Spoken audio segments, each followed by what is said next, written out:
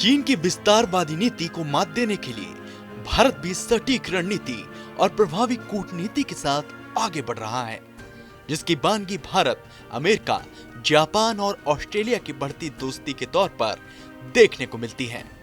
और ये दोस्ती उस वक्त और भी ज्यादा मजबूत होती दिखी जब बंगाल की खाड़ी में इस साल के मालाबार नौसैनिक अभ्यास के दूसरे चरण की शुरुआत हुई। सच तो ये है कि इस संयुक्त समुद्री युद्धाभ्यास का सबसे बड़ा योद्धा है सुपर पावर अमेरिका का aircraft carrier USS Carl Vinson. परमाणु शक्ति से लैस इस जंगी जहाज की बात ही कुछ अलग है। ऐसे में टीवी9 भारतवर्ष मौके पर पहुंचकर मालाबार नौसैनिक अभ्यास की हर सटीक जानकारी आप तक लाया है। सच तो यह है कि समंदर की लहरों पर उड़ान भरते अजय परिंदों की कामयाबी की कहानी ब्रिज पर निर्भर करती है, जिसे एयरक्राफ्ट कैरियर का नर्व सिस्टम माना जाता है।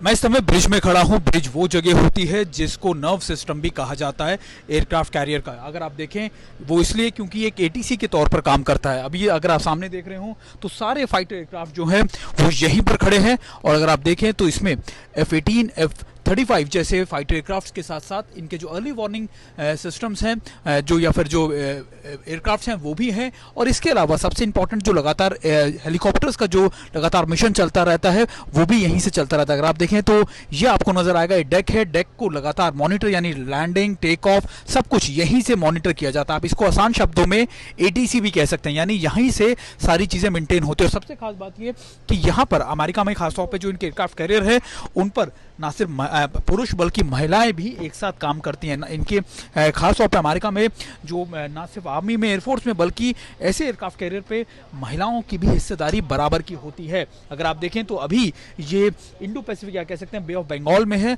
और ये एयरक्राफ्ट कैरियर जो मैं बता रहा था आपको कार्ल वर्जन, ये सबसे बड़ा आपका कह सकते हैं कि न्यूक्लियर एयरक्राफ्ट कैरियर है। और अभी यहाँ पर एयर ऑपरेशन को अगर आप देखें तो यहाँ पर अभी यहाँ पर एयर ऑपरेशन चल रहे हैं। और ये लगातार एयरक्राफ्ट कैरियर इन इलाकों में ना सिर्फ डोमिनेट करता है बल्कि चलता फिरता शहर है जहां से आसपास के सभी इलाकों को डोमिनेट किया जाता है।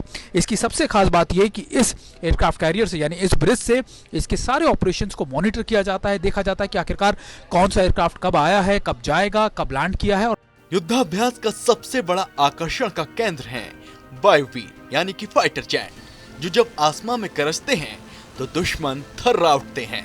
ऐसे में एयर स्ट्रिप पर फाइटर जेट का नजारा देखते ही बनता है। और अभी हम जिस डेक पर है यहाँ पर लगातार जो फाइटर एयरक्राफ्ट हैं यानी F-18 और दूसरे फाइटर एयरक्राफ्ट जो हैं वो यहाँ पर लैंड कर रहे हैं। और अगर आप देखें कि लगातार लैंडिंग यहाँ पर अभी भी जारी है।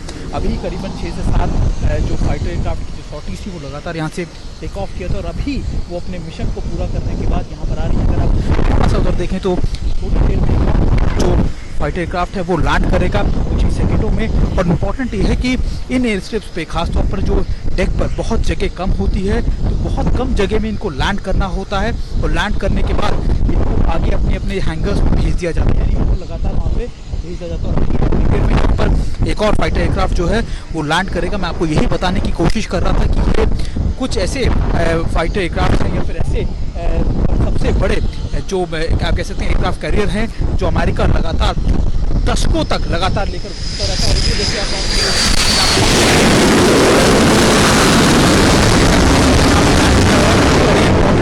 देखिए ऐसे फाइटर एयरक्राफ्ट जो है लगातार यहाँ पर लैंड कर रहे हैं।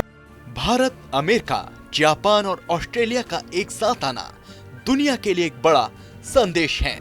और इस अभ्यास से ना सिर्फ आपसी विश्वास मजबूत होता है बल्कि हमारे योद्धाओं का कौशल भी इस अभ्यास से निखरता है। हमसे बातचीत करने के लिए चीफ ऑफ नेवल स्टाफ हैं। सर बहुत बहुत शुक्रिया आपका बात करने के लिए। आज मैं आपसे ऐसे समय बात कर रहा हूं जब 25 साल हो गए हैं मालाबार को लेकर। क्या कुछ महत्व है खासतौर पे मालाबार एक्सरसाइज का और इसके प्रभुत्व को लेकर या फिर इसके आप कह सकते हैं कि इसके वर्चस्व को लेकर लगातार बढ़ता जा रहा है इसको लेकर आप? जी बिल्कुल ठीक। इसको तकरीबन 30 साल हो गए हैं मालाबार को। 92 में शुरू हुआ था। ये 25वीं एडिशन है इसकी। और हमने ये जो 25वीं एडिशन 2 फेजेज़ में किए हैं। पहला फेज़ था फिलीपीन सी में और सेकंड फेज़ हम यहाँ कर रहे हैं। और हर साल हमने इसकी जो कॉम्प्लेक्सिटी है और जो स्कोप है उसको बढ़ाया है। आपको पहले पता होगा 92 में हम 2 ही नेवीज़ थी अब हम 4 नेवीज़ हो गए हैं और जो इससे हमारा जो बेस्ट प्रैक्टिसेस होता है एक दूसरे का, वो हम सीखते हैं, बेटर अंडरस्टैंडिंग आती है, हमारी इंटरऑपरेबिलिटी आती है, और जो ट्रस्ट होता है वो बहुत इंपॉर्टेंट चीज़ है।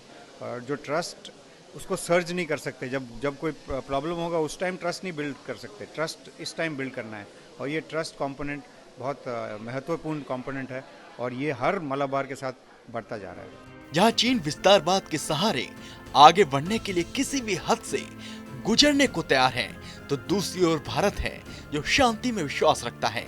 नेवल चीफ ने भी इस बात को दोहराया है। ट्रस्ट फैक्टर बढ़ा है ऑस्ट्रेलिया के साथ, जापान के साथ और कंट्रीज का। क्या आपको लगता है कि उन चैलेंजेस को मुकाबला करने के ये ट्रस्ट फैक्टर बहुत कामयाब रहेगा, बहुत हेल्प करेगा? जी बिल्कुल सही। और हमारा ये एम है कि जो हम साथ मिल रहे हैं, चार नेवीज़ मिल रहे हैं, ये किसी के खिलाफ नहीं है। It is for something which is free, open and inclusive Indo Pacific region. क्योंकि जो हमारी जो सारी जो प्रॉस्पेरिटी है जो ग्लोब में, वो जो सीज़ खुले रहने की उस पर निर्भर है। अगर कोई ज़्यादा उस पर रोक लगाएगा तो हमारी कॉमर्स और हमारे जो, आपको ये भी पता होगा कि 99% जो हमारा जो इंटरनेट जैसे आप कर रहे हैं और कम्युनिकेशंस, जो आपके जो फाइनेंशियल एक्सचेंज होती हैं, वो अंडर सी केबल से जाती हैं, नील 99%। तो both commerce and ideas they flow through the seas, और and it is very important कि जो ग्लोबल कॉमन्स हैं ये खुले रहें और ग्लोबल प्रॉस्पेरिटी के लिए। आखिरी सवाल सर, आपके साथ आज न्यूक्लियर एयरक्राफ्ट कैरियर पे थे, हमारे लिए भी एक IAC विक्रांत लगा तैयार होने वाला है। क्या भारत भी कभी न्यूक्लियर एयरक्राफ्ट कैरियर होगा, या तीसरा एयरक्राफ्ट कैरियर जिसकी मांग होती है, क्या वो भी भारत के पास आएगा जल्दी? हमारी तो ये कोशिश रहेगी कि जो एयरक्राफ्ट कैरियर की जो हमने शुरू की है, जो हम बहुत गर्व के साथ कह सकते हैं कि हमारा जो इंडियन मेड एयरक्राफ्ट कैरियर जो पहला, वो अभी सेल कर रहा है और अभी नेक्स्ट सी सॉर्टी के लिए जाएगा, और जो मैं देख रहा हूँ उसका जो प्रोग्रेस है वो बहुत ही अच्छा है। साथ ही मालाबार के जरिए जवानों को नई नई वॉर टैक्टिक्स को भी करीब से जानने का मौका मिलता है, और भारत की नौसेना भी नई नई तकनीकियों का इस्तेमाल कर रही है। इंडियन मेड एयरक्राफ्ट कैरियर जो पहला, वो अभी सेल कर रहा है और अभी नेक्स्ट सी सॉर्टी के लिए जाएगा, और जो मैं देख रहा हूँ उसका जो प्रोग्रेस है वो बहुत ही अच्छा है। तो एम रहेगा कि एयरक्राफ्ट कैरियर की जो प्रणाली बनी रहे। जो अभी हम साइज़ देख रहे हैं उसमें दूसरे प्रोपल्शन जैसे फुल इलेक्ट्रिक प्रोपल्शन और गैस टर्बाइंस, उनसे जो हम डिज़ायर्ड स्पीड है वो मिल सकती है। जो अमेरिकन कैरियर्स हैं, सुपर कैरियर्स, वो 1 लाख टन के हैं, बहुत बड़े हैं, उसके लिए न्यूक्लियर पावर ज़्यादा ज़रूरी है। साफ है कि मालाबार ने दुनिया को भारत, अमेरिका, जापान और ऑस्ट्रेलिया की ताकत से रूबरू करा दिया है, और बता दिया है कि भारत हर चुनौती से कभी भी, कहीं भी और कैसे भी निपटने में सक्षम है। आपको हमारा ये वीडियो कैसा लगा? अपनी प्रतिक्रिया कमेंट बॉक्स में दें, और देश दुनिया की तमाम बड़ी खबरों से रूबरू होने के लिए देखते रहिए TV9 भारतवर्ष।